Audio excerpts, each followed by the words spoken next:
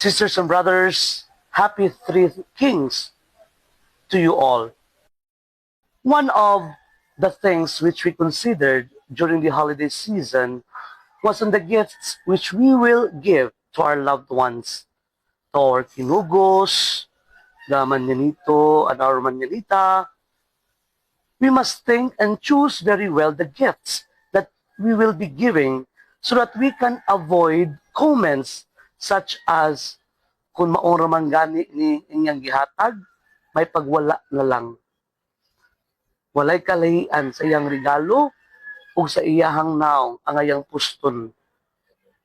And I have read an FB post that says, dili na lang ko muhatag og regalo, parihas ra libakon ra gihapon ko. Indeed, we must choose well our gifts. Today, we are celebrating the feast of the Epiphany of our Lord Jesus Christ. And in this feast, Jesus is made known this time to all the peoples.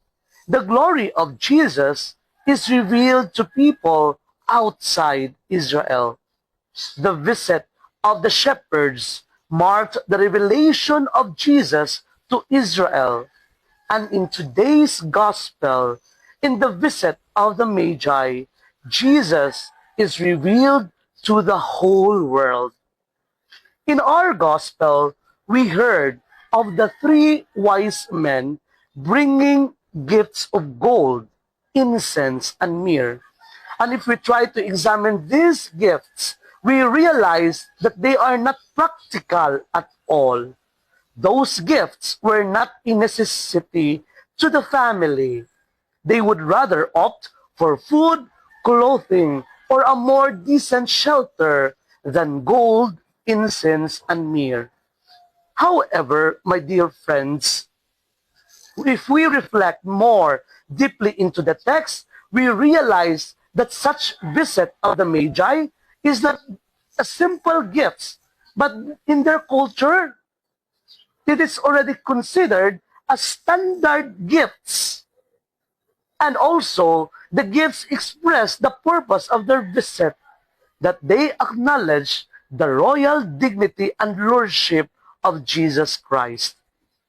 In our first reading, we heard that the Gentiles will bring gold and incense as gifts of homage before the God of Israel. Myrrh is used for preserving the dead.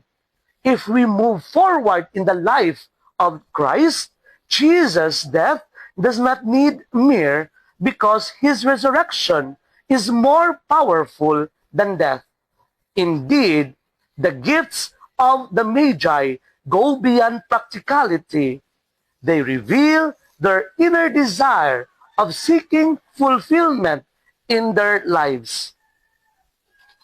Sisters and brothers, the story of the three wise men is also our own story.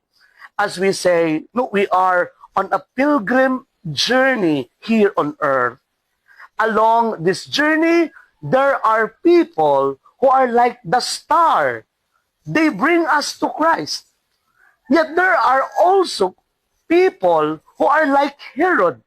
They deceive us and lead us away from Christ. Yet what is important in this journey is our acceptance that in the end, what matters is our humble recognition of the kingship of Christ in our lives. What matters in this journey here on earth is our acknowledgement that we need God. Sisters and brothers, because of this very highly sophisticated world, there is a strong temptation to resist on the kingship of Christ in our lives. Some of us would say, I worked hard for this wealth. I worked hard for this health. I sacrificed a lot for this money and stable future. And now you are insisting on God's presence in my life? No way. My dear friends, like the Magi, who were brilliant men during their time, yet paid homage to Christ. Let us also bow in humility and remember the words of Saint Francis, everything comes from God. What we can claim as our own is our sinfulness. Like the Magi who went back home in another way after visiting the Christ, we too will experience another kind of life if we recognize Jesus as a Lord and King. It is not a problem-free life, but a life of being assured of His accompanying presence. There's this song entitled The Impossible Dream, and it has this string for us. This is my quest to follow the star, no matter how hopeless, no matter how far. My dear friends, as we begin this new year, let this be our quest to always follow the star ng Pasko, who is Christ, no matter how hopeless and far life seems to be, because only when we follow Christ, when we acknowledge His Lordship, can our impossible dreams become a reality. Amen.